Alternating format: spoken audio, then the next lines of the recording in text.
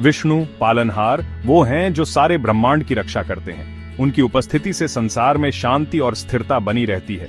वो शांत, स्थिर और दयालु हैं। उनकी कृपा से जीवन में संतुलन और समृद्धि आती है।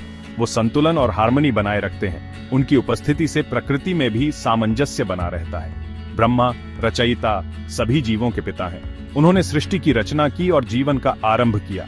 वो क्रिएशन और ज्ञान के लिए जिम्मेदार हैं। उनकी बुद्धिमत्ता से ही संसार में ज्ञान का प्रवाह होता है। उन्हें अक्सर 4 सिरों वाले दिखाया जाता है, जो 4 वेदों को रिप्रेजेंट करते हैं। ये 4 सिर 4 दिशाओं में ज्ञान का प्रतीक है। दोनों ही शक्तिशाली देवता हैं। हिंदू त्रिमूर्ति का हिस्सा शिव, जो संहारक हैं, उनके साथ ये त्रिमूर्ति सृष्टि, पालन और संहार का प्रतीक है। लाखों लोग उनकी पूजा और अर्चना करते हैं। उनकी भक्ति से जीवन में सकारात्मक ऊर्जा और शांति आती है। वो कॉस्मिक साइकिल के अलग अलग पहलुओं को रिप्रेजेंट करते हैं। उनकी उपस्थिति से ही ब्रह्मांड का संतुलन बना रहता है। एक दिन विष्णु और ब्रह्मा के बीच विवाद शुरू हो गया। यह विवाद किसी साधारण बात पर नहीं था, बल्कि उनके अस्तित्व की मूलभूत धारणाओं पर था। वो इस बात पर बहस करने लगे कि कौन बड़ा है। यह बहस धीरे धीरे तीव्र होती गई और दोनों के बीच तनाव बढ़ने लगा। ब्रह्मा अपनी रचनाओं पर गर्व करते हुए श्रेष्ठता का दावा करने लगे। उन्होंने अपने ज्ञान और सृजन की शक्ति का बखान किया। उन्होंने ब्रह्मांड को जन्म देने की अपनी शक्ति का बखान किया। ब्रह्मा का मानना था कि सृजन ही सबसे महत्वपूर्ण है। विष्णु हमेशा की तरह धैर्यवान उन्हें समझाने की कोशिश करने लगे। उन्होंने ब्रह्मा को शांतिपूर्वक समझाया कि सृजन के साथ साथ अन्य पहलू भी महत्वपूर्ण हैं। उन्होंने ब्रह्मा को याद दिलाया कि क्रिएशन एग्जिस्टेंस का सिर्फ एक पहलू है।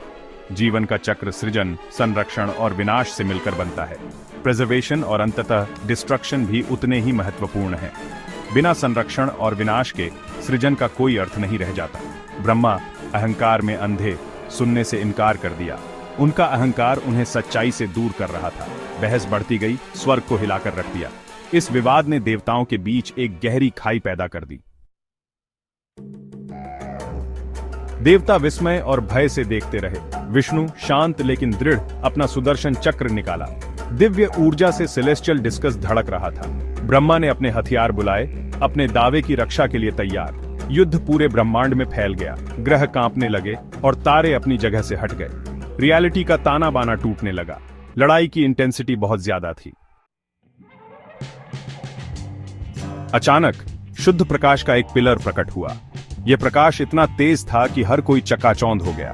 इसने स्वर्ग को भेद दिया और ब्रह्मांड की गहराई तक पहुंच गया। यह दृश्य अद्वितीय और अविश्वसनीय था। इस पिलर से शिव, संहारक, असीम शक्ति के साथ प्रकट हुए। उनकी उपस्थिति ने सभी को स्तब्ध कर दिया। विष्णु और ब्रह्मा दोनों ने अपना सिर झुका लिया। वे शिव की शक्ति और महिमा के सामने नतमस्तक हो गए। शिव एक सौम्य मुस्कान के साथ उन्हें उनकी लड़ाई की निरर्थकता का स्मरण कराया। उन्होंने कहा कि लड़ाई से कुछ हासिल नहीं होता। उन्होंने समझाया कि वे दोनों एक ही डिवाइन फोर्स के पहलू थे। दोनों का अस्तित्व एक दूसरे के बिना अधूरा था। हम्बल्ड और शर्मिंदा विष्णु और ब्रह्मा ने अपनी लड़ाई समाप्त कर दी। उन्होंने एक दूसरे को समझने का प्रयास किया। उन्हें अपने अहंकार की मूर्खता का एहसास हुआ।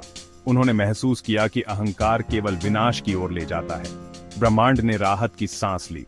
सब कुछ शांत और संतुलित हो गया। कहानी का मॉरल साफ है। हमें अपने अहंकार को त्यागना चाहिए और विनम्रता को अपनाना चाहिए। प्राइड और ईगो केवल कॉन्फ्लिक्ट और डिस्ट्रक्शन की ओर ले जाते हैं। ये हमें एक दूसरे से दूर कर देता है। असली ताकत ह्यूमिलिटी और अंडरस्टैंडिंग में है।